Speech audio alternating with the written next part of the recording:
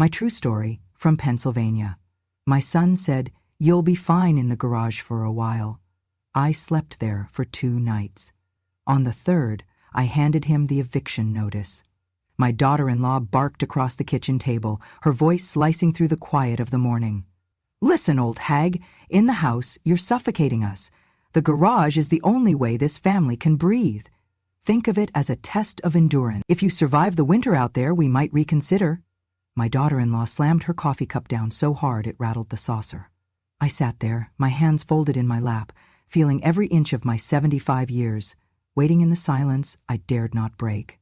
I had been a court secretary for 47 years, organized, respected, known for my careful satchels of case files and my deep, unwavering voice in the chambers. After a mild stroke 3 months ago, I could not walk the lines any longer. But I thought I was headed home, to the warmth of familiar routines, not to a cold garage, not to dust-covered boxes and forgotten gardening tools. I live here now, in Harrisburg, Pennsylvania, with my son and his wife, their home, their world. After the stroke, the doctor said I should not be alone. My son Michael insisted I move in, temporarily, so they could help me. I agreed, because I thought they meant help.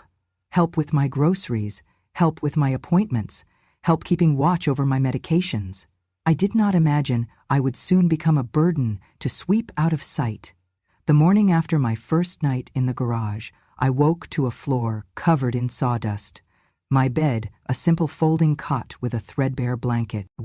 There was no heat running, no window letting in light.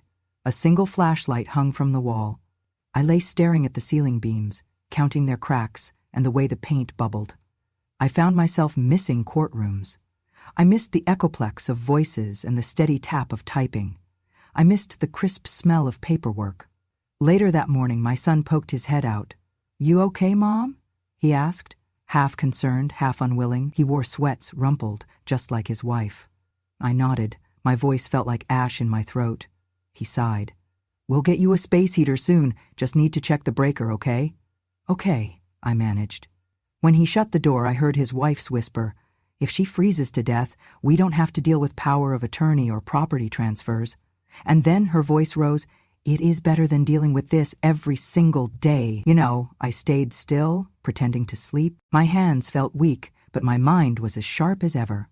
I remembered filing warrants, turning pages of testimonies, managing courtroom schedules for 80-year-old judges with tremors. I had never felt so useless. I got up and found my robe hung over the garage door. I wrapped it around myself and sat on the cot, hands in my lap, breathing in the smell of cardboard boxes and rusty tools. I wondered what they used me for before. Had I become a reminder of aging and dependence? The second night was colder. I pulled the thin blanket over me and prayed I would not wake shivering into the middle of the night. I thought of my husband, of his laugh, the way he held me when I cried about the stroke. I thought of our small apartment, now sold, of the courtroom corridors I would never walk again, of every dusty document I signed in steadier days. Morning came again with a low, chirping sound that startled me awake. My phone. I had hidden it in the glove compartment of their car before moving in. I answered. It was my niece, calling from Baltimore. "Aunt Eleanor, how are you feeling?" she asked, kindness on the line. "I'm managing," I said softly. Her voice quivered. "You sound cold. Physically cold. Are you safe?" I swallowed. "I'm safe," she said. "Mom told me you were staying in the den." I paused. I sleep in the garage." There was a long silence. Then, "Mom, that is illegal. You should not." She hung up. I closed my eyes. Legal. I had been so concerned with being polite, with not making trouble, with showing gratitude, but gratitude sits in a comfortable chair by a warm fire. This was gratitude in shivers. That afternoon I kept busy. I found the small toy trunk we had brought with my granddaughter's childhood blankets. I lined my cot with one of them. I folded the blanket neatly and placed it next to me. I turned the flashlight so it faced the cot rather than the shelves, giving a small sense of sanctuary. But the truth was, I was not welcome, not safe, not at home. That evening, I heard them through the wall vent.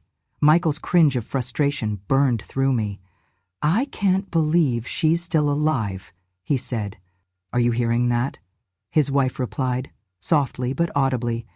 Better alive than with power of attorney to sign, taxes to file, emotional breakdowns of our own. You aren't ready, he said. We have to wait till the lawyer says she's incompetent. I pressed my ear to the vent. Competent. That word, they were preparing paperwork while I lay freezing because they had the money and they wanted control. I curled onto my side, eyes closed, tears pooling in the shadows. This wasn't grace. It was judgment. This wasn't family. It was a cold calculation. I prayed that night to not freeze. I prayed my mind would remain intact. I prayed that somewhere someone would see what was happening. I remembered my days at the courthouse, the clack of gavel, the rustle of legal briefs, the authority in my hands. I still had words. I still had clarity. I still had enough to act. Those 2 nights in the garage were a trial of endurance. They wanted silence. They thought I would disappear behind dust and shadows. But I learned something vital. Survival doesn't mean you have to stay silent, and endurance doesn't have to be compliance. And that realization was the spark that carried me into the next morning, when, on the 3rd dawn, I would walk into their dining room, clear-eyed and composed, and hand them the eviction notice, signed by my lawyer and endorsed by a retired judge who knew me well, a judge who remembered what justice felt like, even when it was served from a cold garage. The first night in the garage was colder than I expected. I had layered on every sweater I could find, pulled the rough blanket tight across my shoulders, and tried to ignore the draft seeping under the door that connected the garage to the main house. Every sound outside, the rustle of leaves, the distant hum of traffic, seemed magnified through the walls. My bones ached from the cot's metal bar pressing against my spine. I curled into myself like a wounded animal, waiting for the night to pass. But it wasn't just the cold that kept me awake. It was the memories. I thought about Michael as a boy, his wide eyes when I packed his lunch, the way he used to hug me after every spelling bee, even the ones he didn't win. I remembered working double shifts, typing court records until my fingers were numb so he could have new shoes and piano lessons. I remembered scraping together money for his college tuition when his father's pension ran out, sacrificing my own vacations so he could study finance in a university 3 states away.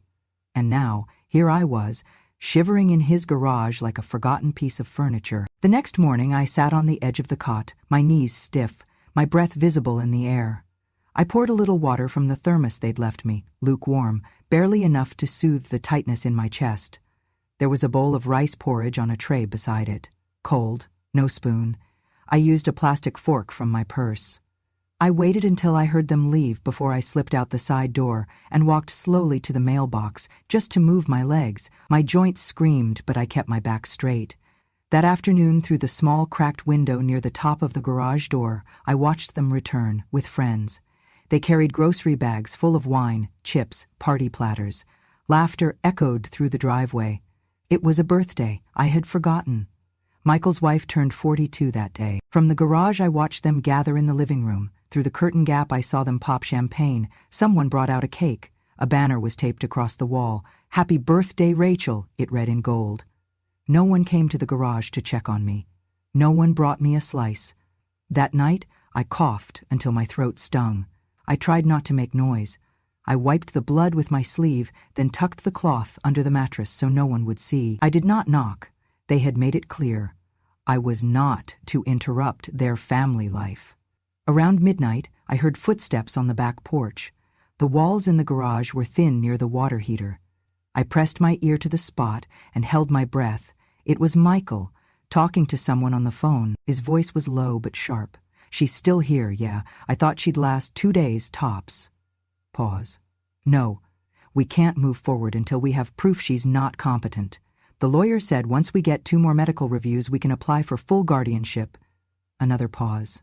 "She won't sign anything. She just sits in there like a ghost." And then a chuckle. "I swear, Mom's tougher than she looks, but if she slips, even once, forgetfulness, confusion, we can file." I stepped back from the wall. My stomach turned. Guardianship. That's what this was about. They weren't just cruel, they were calculated. They wanted control of my medical choices, my finances, my remaining assets, and they were waiting for me to crack, to cry, to forget. to falter. They had mistaken my silence for surrender. It was a mistake. I sat back on the cot, hands trembling, not from fear, but from fury. I wrapped the blanket tighter and closed my eyes. But I wasn't resting, I was remembering. By the time morning broke, I had a plan. Not revenge, not anger, just truth. Truth, delivered with the same precision I once used to prepare court documents, with the same voice I once used to announce, "All rise" in a courtroom. They thought 2 nights in the cold would make me weak, but they had no idea who raised that roof they were drinking under. And I was about to remind them, quietly, completely, and without raising my voice. My granddaughter, Lily, gave me the watch 2 Christmases ago. "You have to stay sharp, Grandma," she said, placing the sleek little thing on my wrist with pride. "It tracks your steps, monitors your heart rate, and if anything ever happens, it records." At the time I smiled and humored her. She was always so thoughtful, so practical, so much like her mother, my daughter, gone too young. I wore the watch every day, mostly to appease her. I never imagined it would become my shield. But that night, after listening to Michael's whispered plans for my guardianship, I tapped the watch face 3 times. The screen blinked once, red. That meant it was listening. And I began recording. The next morning I did not speak a word during breakfast. Not that anyone offered me anything, but I passed Michael in the hallway while he refilled his coffee, and I smiled at him like nothing had happened. I went back to the garage, closed the door. Later, that afternoon, they had guests again. This time, Michael's college friend Sam was visiting, a loud, boisterous man with opinions as big as his belt buckle. I heard their conversation from the kitchen, just a few feet beyond the garage wall. "She still out there?" Sam asked, laughing. Michael's voice was low. "Yeah, in the garage." "No way, that's cold-blooded, man." "She'll be fine," Michael said, then added with a chuckle. "That house has been ours since we got married. Just missing the paperwork." Rachel chimed in. "Garage is the only place she can die and not inconvenience anyone." They all laughed. I pressed the watch again. Another blink. Another file saved. I recorded it all, their laughter, their words, the sheer cruelty disguised as casual conversation. That night, I reviewed the files. The audio was clean, crisp, every word pronounced. The kind of evidence I used to help file formal reports, the kind of testimony judges leaned forward to hear. I opened the garage's hidden Wi-Fi network. Michael thought he'd shut down access, but he didn't know the second line I had installed during the renovation I paid for 5 years ago.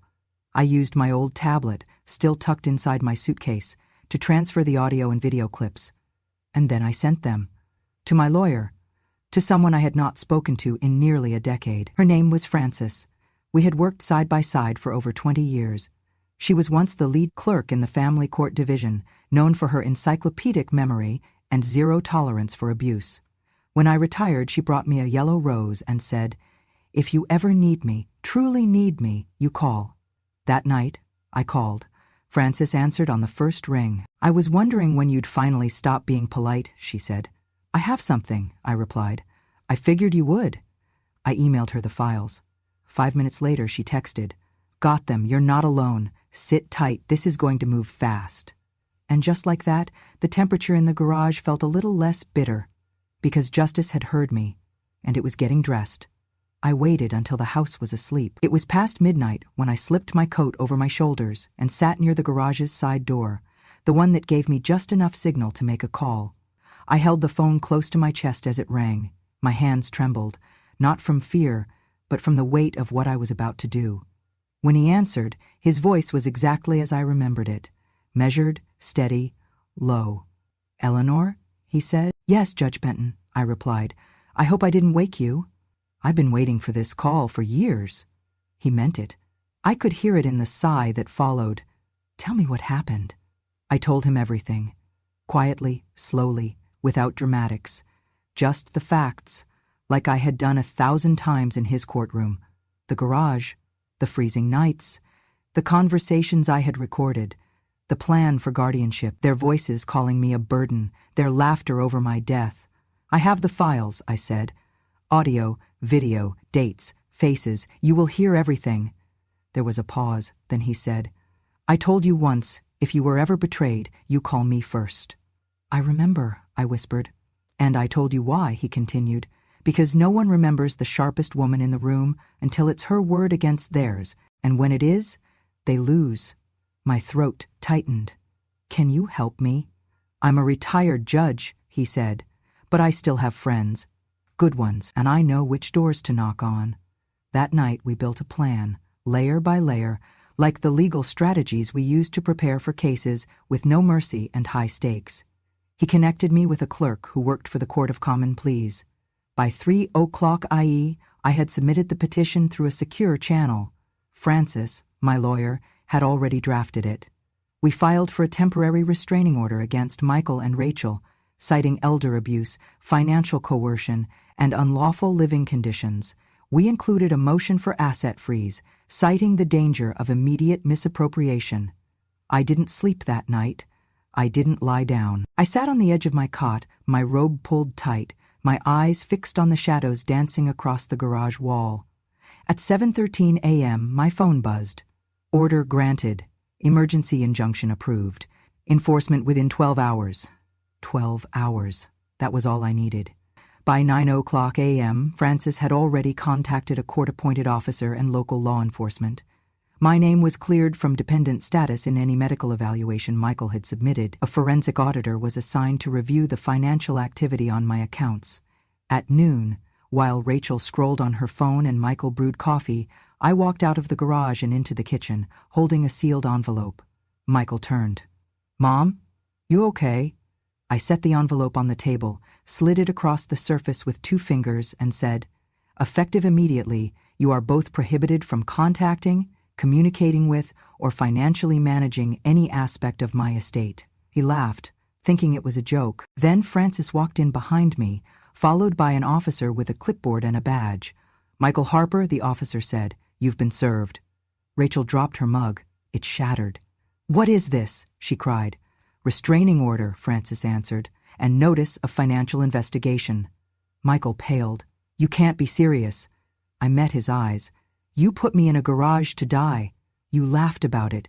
You planned to take everything while pretending it was care." He started to speak, but the officer raised a hand. "You are advised not to speak further. This is now a legal matter."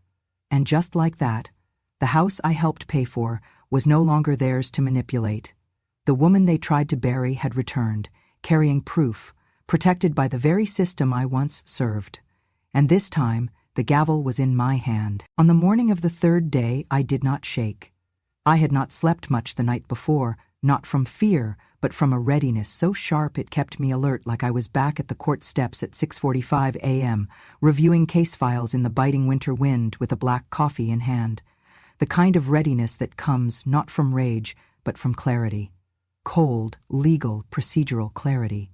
I put on my best coat, dark navy, wool-lined, the one Charles had given me the Christmas before he passed. I brushed my hair, pinched some color into my cheeks, and tucked the thick yellow envelope under my arm like it was a loaf of bread. I did not knock when I entered the kitchen. Michael was at the counter, swirling milk into his cereal, shirtless, humming like nothing in the world had ever gone wrong. Rachel stood near the sink in her robe, scrolling on her phone with a smirk on her lips. I walked to the center of the room and placed the envelope on the table. Deliberate. Quiet. I took a step back and folded my hands. Michael turned, annoyed. "What's that?" he asked. I didn't speak. He rolled his eyes and grabbed it, tore it open with one hand like it was junk mail. Then he froze. His eyes scanned the header, the court stamp, the black type, notice of legal complaint filed, elder abuse, financial coercion and neglect. Plaintiff, Eleanor May Harper, defendant. Michael Stephen Harper. Rachel looked up, her fingers paused mid-screen. "What is this?" she asked sharply. Michael gave a bitter laugh. "You filed a lawsuit? Against your own son?" "I filed a truth," I said calmly.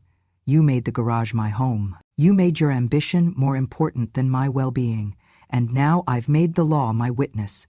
He slammed the paper down. "You can't be serious."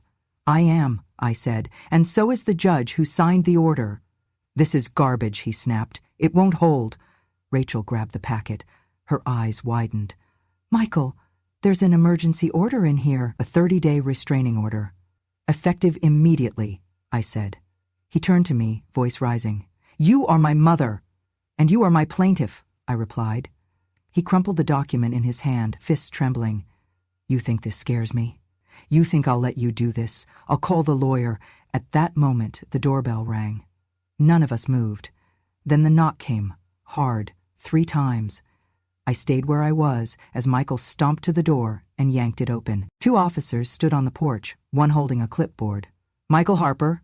the taller one asked. Michael's voice cracked. "Yeah? You've been served a protective order filed through the Court of Common Pleas, approved by Judge Benton and filed under Emergency Statute 57E. We are here to enforce the 30-day no-contact order and to begin inventory for a temporary financial freeze pending investigation." Rachel gasped. I stood still, hands folded. Michael's defiance began to tremble in his shoulders. "This is insane. She's old. She's confused. She doesn't even know what she's doing." I stepped forward. "I know exactly what I'm doing. I gave you 30 years of sacrifice. I gave you a future, and you gave me a garage and a plan to steal what little I had left." He looked at me like I was a stranger. Rachel backed into the hallway, pale. The officer handed Michael a packet. "You have 1 hour to pack. You will stay at a separate residence. Any contact, physical or digital, will violate the court order and may result in arrest." "I'm her son," he muttered. "You were," I said, "but today you're just another man who underestimated a woman who remembers everything." He didn't speak again. They left in under an hour. The garage sat empty by nightfall, and I, wrapped in the same coat Charles gave me, finally sat at the kitchen table, in the chair they once said I wasn't welcome in, and opened the window to let the cold air in, not because I had to, but because I chose to. By the end of that week, my story had left the garage and entered the public square. It started with a local journalist, a soft-spoken woman named Terry whom I'd known in passing from the courthouse years ago. She called Francis after hearing whispers about a protective order being issued in under 12 hours and a son being removed from his own home by his mother, a retired court clerk. Terry asked if I would talk. I said yes. We met at Francis's office, where I told my story with the same clarity I had used reading court briefs for decades. No tears, no dramatics, just the facts. The recordings, the dates, the blanket, the blood I coughed into my sleeve, the birthday party behind a wall, the laughter that followed their plan. The article hit the local paper 2 days later with a headline that made my heart stop. "Mother sleeps in garbage, takes son to court, and wins." The subhead read, "Retired clerk files elder abuse charges after being forced into freezing conditions. Evidence includes hidden recordings and court testimony from a retired judge." My photo, taken outside the courthouse, showed me in my navy coat, eyes sharp, face calm. The image spread quickly. By Friday, regional outlets picked it up. A Sunday morning talk show asked to interview me live. I declined the national press, but only because I had more pressing invitations. The Central Pennsylvania Women's Alliance reached out first. "We'd be honored to have you as a guest of distinction at our spring forum," the organizer said. "You've given so many women strength." Then the Harrisburg Senior Council, then a legal roundtable, then the State Bar Association. Apparently, I'd become something of a folk hero, the grandmother who took back her chair at the kitchen table. But what moved me most wasn't the titles or panels. It was the handwritten letters. They came by the dozens. One from a woman in Pittsburgh who had spent 6 months sleeping in her basement while her son's wife told people she was traveling. One from a woman in Ohio who thanked me for reminding her that being quiet doesn't mean being helpless. I sat at my desk each evening, replying to as many as I could. It became a ritual. Tea, music, and writing back to the women who, like me, had waited too long to speak. Meanwhile, back in Harrisburg, things unraveled for Michael and Rachel faster than even Francis predicted. The church they attended held a private meeting after reading the local news and receiving a wave of concerned calls. Michael, once the chairman of their community board, was quietly removed from his leadership position. He violated the moral trust we expect of our stewards, their pastor later told me. But the real blow came the following week. An investigator assigned by the state's Department of Aging launched a full review of my case, including the recordings I submitted. As part of the inquiry, Rachel's parental capacity was evaluated, especially after the quote she gave during that recorded conversation, The garage is the only place she can die and not inconvenience anyone.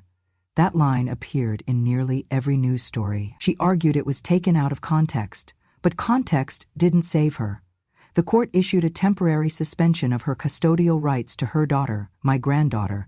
The child was placed with Rachel's sister pending further evaluation. Rachel's screams echoed down the courthouse hallway that morning. I didn't go to watch. I didn't need to. Frances called me after and simply said, "It's done. She's out." There was no satisfaction in seeing a mother lose her child, but there was justice in seeing a woman held accountable for thinking another woman's life was disposable. Later that month, I was asked to speak at a seminar titled Power in Quiet Resistance. I stood at the podium facing an audience of women, some young, some gray-haired, all leaning forward like every word mattered. I began, "I am not loud. I was never the loud one. I took notes. I scheduled hearings. I organized the truth into neat folders and handed it to men who got the credit. But I never forgot how to speak. I just waited for when it mattered. They put me in a garage and called it generosity, but I recorded their cruelty and I gave it to justice. Not for revenge, but because someday another woman might be in a garage with no coat, and I want her to know she is not alone." The crowd rose to their feet. I did not smile wide. I just bowed my head, grateful, grounded, and when I returned home that night, to the little apartment Angela helped me rent, I looked around at the simple walls, the working heater, the soft chair near the window. No velvet, no granite counters, no glitter.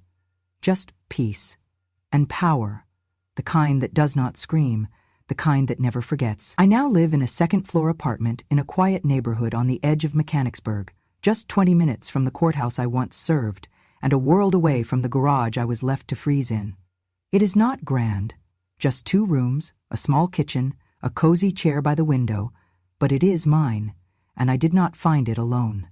Angela, my granddaughter's daughter, my sharpest thread to hope, found this place for me. She was the one who drove me here the day after the protective order was in force.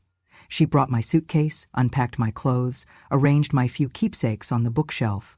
She brewed my tea before I asked. She was the one who called me Grandma again, without hesitation, as if my title had never been tarnished. "You're safe now," she told me, and for the first time in months, I believed her.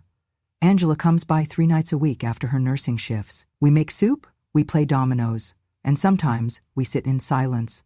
I love that silence. It does not bruise, it heals. After the media storm quieted, I was asked to speak again, this time not at a women's forum or a legal roundtable, but on national television. A Sunday morning news segment called Voices of the Forgotten wanted to feature my case as part of a series on elder abuse and family betrayal. At first I said no. I had said enough. I had won. What more was there to prove?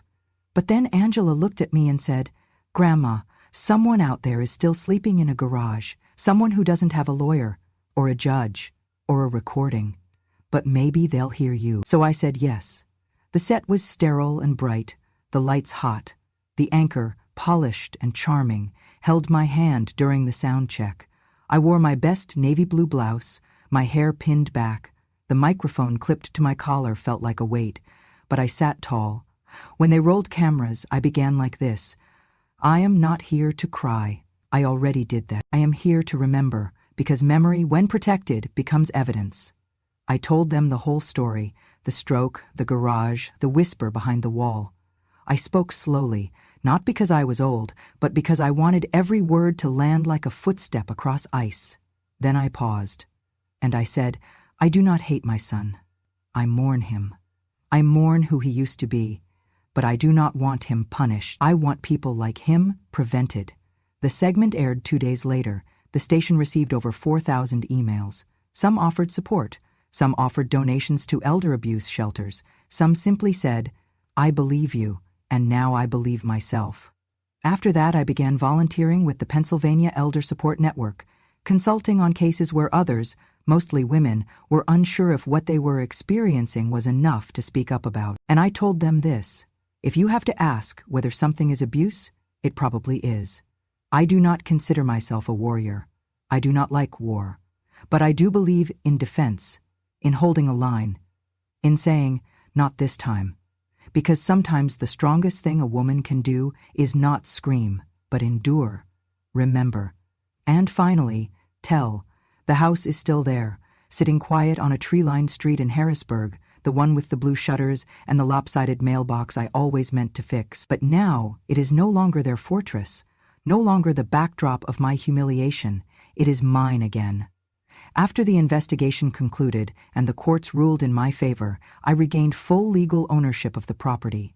Michael and Rachel contested, briefly, but the judge reviewed the original transfer documents, the ones they had tried to manipulate, and ruled them null due to coercion and fraud. My name was reinstated, their names erased.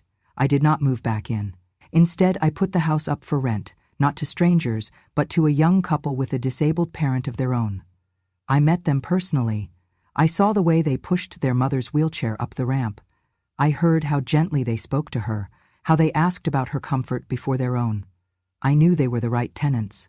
Every dollar of rent goes into a fund I created, Justice in Silence. It is not a large organization, yet, but its mission is simple: to provide emergency legal and emotional support for elderly individuals experiencing quiet abuse from their own families.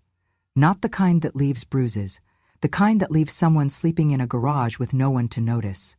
I work with lawyers, social workers, and volunteers. We take calls, we offer consultations. We listen to stories that sound like mine, and we tell those women, those men, you are not alone. And no, you are not crazy. To launch the foundation, we recorded a short video. They brought a camera crew to my apartment, set up a single light, a microphone, and asked me to speak freely. I looked straight into the lens and said, they thought I was just a little old woman who didn't understand what was happening. But I do. I understand contracts, I understand silence, I understand the law, because I wrote it, filed it, enforced it for 47 years. They thought they could leave me in a garage, but I turned that cold into evidence. I used to be a mother who cooked dinner and folded laundry. Now I am a woman who issues consequences. Justice doesn't always roar. Sometimes it whispers. Sometimes it watches. And when the time is right, it stands up. The video now plays on our foundation's homepage. It has been viewed over 500,000 times. I still live simply. My days are quiet. But now, when I sit by the window with my tea and hear the laughter from the street below, I smile. Because this isn't the story of how I was mistreated, it is the story of how I remembered who I was, and became the judge of my own ending.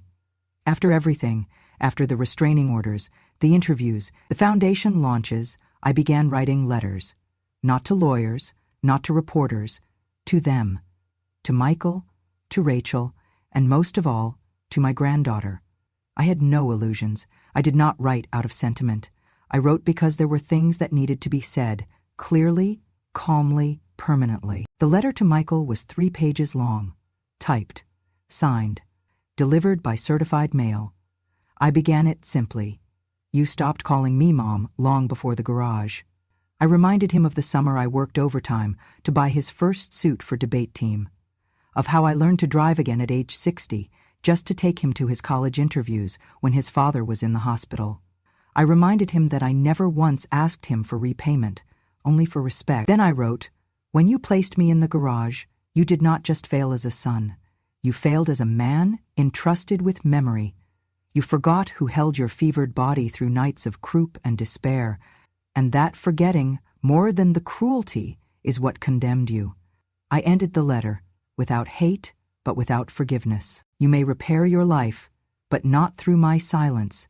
You lost the right to that. The letter to Rachel was shorter. You laughed about where I might die. I hope you remember that sound every time your daughter asks where her grandmother went. No more, no less. The hardest letter to write was to my granddaughter.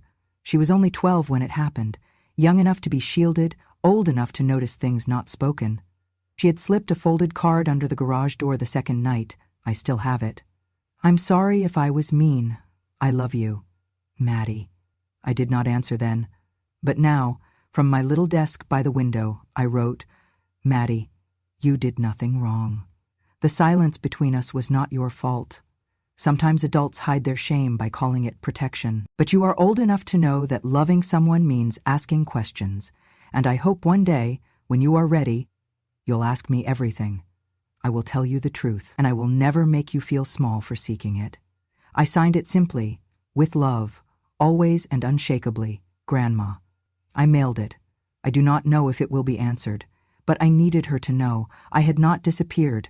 I had reclaimed my name, my space, my story, and most of all, my voice. That is what justice in silence is really about, not punishment, but presence. Not revenge, but the restoration of truth, page by page, word by word, until even the women in garages are remembered by name, and no one ever dares to forget us again. Thank you for walking this road with me. If you've made it to the end of this story, perhaps it is because something inside you recognized the cold. Not the cold of a garage in Pennsylvania, but the cold of being dismissed, underestimated, or quietly erased. Maybe you felt the sting of being called a burden, or heard someone whisper behind closed doors that you've had your time, as if dignity came with an expiration date. Maybe, like me, you were told to be grateful for scraps while they dined at the table you once paid for. Maybe you were told that your pain was exaggeration, that your memories were wrong, that your truth was inconvenient. If so, know this, you are not alone. Here at Grandma True Stories, we hold space for women who endured, who kept the receipts while everyone else forgot the debt. We speak for the mothers, the grandmothers, the widows and workers who gave everything and asked for almost nothing, only to be told one day that they were in the way. But we don't stay silent anymore. We don't scream to be heard. We speak with the weight of years, of memory, of justice long delayed. Because our stories aren't fiction. They're the missing pieces behind every family portrait that looked too perfect. They're the footnotes no one wanted to publish, and now, finally, they're being told. If this story moved you, if it made you clench your jaw, or blink back tears, or whisper "Me Too" into the quiet, then I invite you to stay with us. Subscribe to Grandma True Stories, because when you do, you're not just clicking a button, you're sending a message to the world and to every elder woman who was ever pushed aside that we are still here, that we are still watching, that we are still telling the truth. And that truth? It may come late, it may come quiet, but it never comes empty. Click that subscribe button, because revenge has no expiration date, and wisdom never retires.